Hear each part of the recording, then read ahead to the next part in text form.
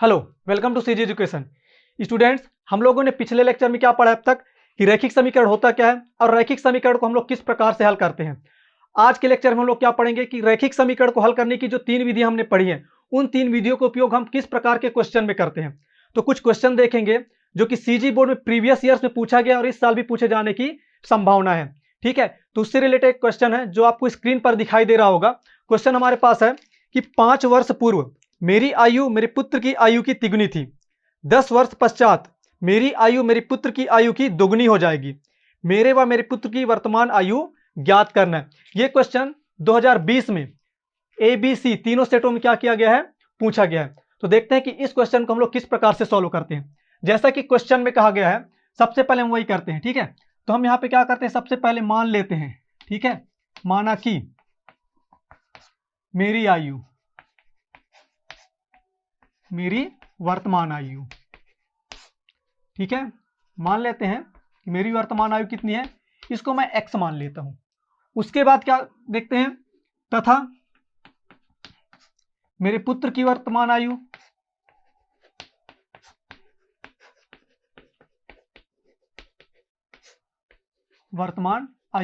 इसको हम लोग क्या मान लेते हैं, y मान लेते हैं। जैसा कि क्वेश्चन में कहा गया है, हमको क्या ज्ञात करना है, वर्तमान आयु, मतलब हमको ज्ञात करना है x और y, क्योंकि x और y को हम क्या मान रहे हैं यहाँ पे, वर्तमान आयु। उसके बाद क्वेश्चन की जो सेकेंड कंडीशन है, क्वेश्चन क्या बोलता है यहाँ पे कि 5 वर्ष पूर्व, मतलब हम लोग कहां जाएंगे अब यहाँ पे, 5 साल पहले। मिस्टेक, हम लोग यहां पे चलते हैं कहां, 5 वर्ष पूर्व। ठीक है, 5 साल पहले अब क्या होगा, 5 साल पहले अगर हम लोग जाएंगे तो 5 साल पहले मेरी आयु कितनी हो जाएगी, 5 साल पहले। भाई अगर मेरी आज की आयु x है, ठीक है, अभी आयु कितनी है, x है, तो 5 साल पहले मेरी आयु कितनी होगी, x माइनस 5 वर्ष रही होगी। ठीक, ऐसे ही मेरे पुत्र की आयु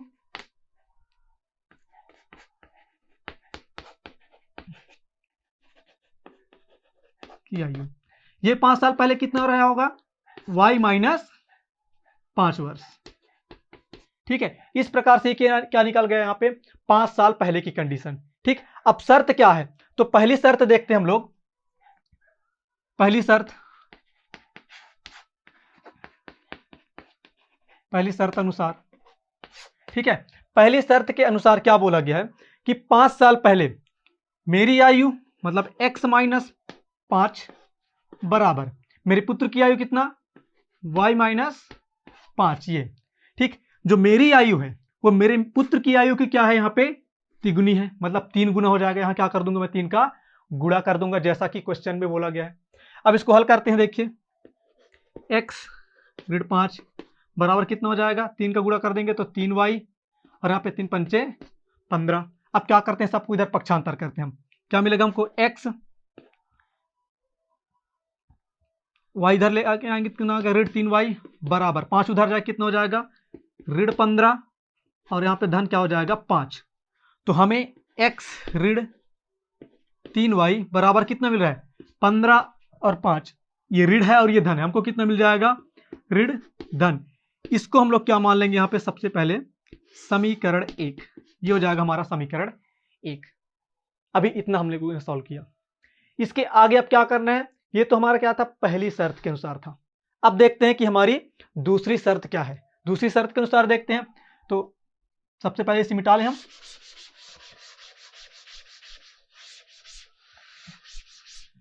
अब हमारी दूसरी शर्त क्या है, तो दूसरी शर्त में क्या बोल रहा है कि 10 वर्ष पश्चात, है ना, मतलब 10 वर्ष बाद देखेंगे। अब तो 10 वर्ष बाद क्या होगा भाई, 10 साल बाद मेरी आयु कितनी हो जाएगी, 10 वर्ष बाद मेरी आयु कितनी हो जाएगी 10 वर्ष बाद। अभी x है, ठीक है, हमने पहले देख चुका है कि मेरी आयु कितनी है, x है, तो 10 वर्ष बाद मेरी आयु कितनी हो जाएगी, x धन 10 वर्ष। सेम ऐसे ही मेरी पुत्र की आयु 10 वर्ष बाद कितनी हो जाएगी, पुत्र की आयु ये कितना हो जाएगा, y धन 10 हो जाएगा 10 वर्ष के बाद। ठीक, अब यहाँ पे फिर से एक कंडीशन थी, ठीक है, वो क्या है, यहाँ पे ये पहली शर्त के अनुसार हमने लिखा। अब यहाँ पे हम लोग लिखेंगे दूसरी शर्त अनुसार। दूसरी शर्तानुसार। तो दूसरी शर्त क्या है? दूसरी शर्त में बोल रहा है कि x धन 10 बराबर y 10। मतलब क्या बोला गया था यहाँ पे कि मेरी आयु जो है वो मेरे पुत्र की आयु की कितनी होगी? दुगुनी हो जाएगी। तो 2 को यहाँ पे मैं क्या कर दूंगा? गुणा कर दूंगा। अब हम क्या करेंगे? इसको भी आगे सॉल्व करेंगे। ठीक है, सॉल्व करते हैं इसको आगे। तो हमको क्या मिलता है यहाँ पे, अब देखते हैं। इसको सॉल्व करने पर हमें मिलेगा x धन 10 बराबर 2y और 2 दहम कितना मिल गया? 20 मिल गया। फिर से y को एक साइड रखते हैं, नंबर को एक साइड लेके जाते हैं। तो x ऋण 2y बराबर हमें क्या मिलेगा? देखिए 10 को उधर लेके जाएं क्या हो जाएगा यहाँ? तो 20 धन उधर हो जाएगा ऋण। तो हमें कितना मिल गया? x ऋण 2y बराबर 20 में से 10 गया, बचा कितना यहाँ पे? 10। ये हमको क्या मिल गया? ये मिल गया हमको समीकरण 2। समीकरण हमको मिल चुका है। और समीकरण के मिलने के बाद क्या करना है ये आपको भी पता है और मुझे भी पता है। ठीक है, अब हम यहाँ पे क्या करेंगे? हमारे पास जो 3 विधियां हैं, प्रतिस्थापन, विलोपन और तिर्यक गुणा, इन तीनों विधियों में से किसी भी एक विधि को उपयोग करते हुए क्या करेंगे? अब हम समीकरण को हल कर लेंगे। तो आइए समीकरण को हल करते हैं। ठीक, किस प्रकार से हल करते हैं वो देखते हैं।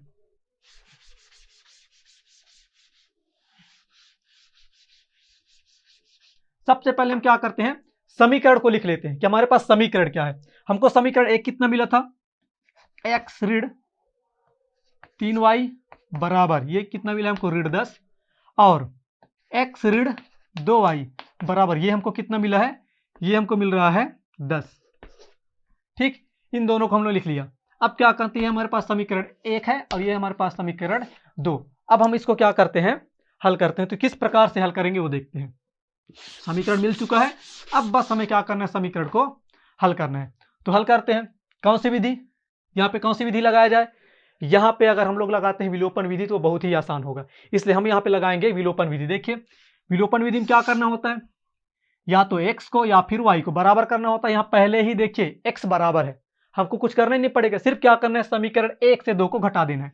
घटाएंगे तो नीचे का पूरा साइन बदल जाएगा, ये ऋण हो जाएगा, ये ऋण है तो ये क्या हो जाएगा? धन हो जाएगा। और ये क्या है? ऋण, सॉरी कुछ नहीं है तो यहाँ पे क्या हो जाएगा? ये ऋण हो जाएगा। सॉल्व करते हैं। देखिए x और x ये धन है और ये क्या है? ऋण है, कट जाएगा। 3y और ये कितना है? 2y। देखिए ये किसमें है? ऋण 3y है और ये धन 2y हो गया। पहले ऋण था बट अब क्या हो गया? धन 2y। तो ऋण और धन क्या हो जाएगा? घट जाएगा। 3 में से 2 चला जाएगा, बचेगा कितना? यहाँ पे y बचेगा। ठीक, अब यहाँ पे देखिए बड़े में कौन सा चिन्ह है? ऋण है, तो यहाँ पे लिख देंगे ऋण y बराबर ऋण और ऋण दोनों क्या हो जाएंगे? जुड़ जाएंगे और क्या आ जाएगा? ऋण 20 आ जाएगा। दोनों साइड से ऋण और ऋण कट गया तो y बराबर हमको कितना मिल गया? यहाँ पे 20 मिल गया। और y क्या था? यहाँ पे y क्या था? पुत्र की आयु था, पुत्र की आयु। ठीक, अब पुत्र की आयु मिल जाने के बाद हम क्या करेंगे भाई? y का मान मिल जाने के बाद हम विलोपन विधि में करते क्या थे? x या y का मान निकालने के बाद जो भी मान हमको मिला है उसको हम लोग या तो समीकरण 1 में रखते हैं या फिर समीकरण 2 में रखते हैं। तो मैं रख देता हूं समीकरण 1 में और देखते हैं कि हमें उनके पिता की आयु कितनी मिलती है, मतलब मेरी आयु कितनी मिलती है क्वेश्चन के अकॉर्डिंग। ठीक, तो समीकरण 1 से समीकरण 1 में मान रखने पर समीकरण 1 में मान रख दे। समीकरण 1 क्या है? x ऋण 3y बराबर ऋण 10 है। x ऋण 3 गुणा y का मान कितना मिला? हमको 20 मिला, यहां रख देंगे 20 बराबर ऋण 10। फिर x बराबर x ऋण 60, 20 दिया 60 हो गया, बराबर क्या हो गया? ऋण 10। तो x बराबर हमें कितना मिलेगा? x बराबर ऋण 10 और ये 60 क्या उधर जाएगा? क्या हो जाएगा? धन 60। मीन्स कि हमें x का मान कितना मिल रहा है? x बराबर ये हमको मिल रहा है ऋण 10 और 60। ठीक है, तो ऋण और धन क्या हो जाएगा? घट जाएगा। 60 में से 10 गया, बचा कितना यहाँ पे? 50। ये किसकी आयु हो गई? पिता की आयु।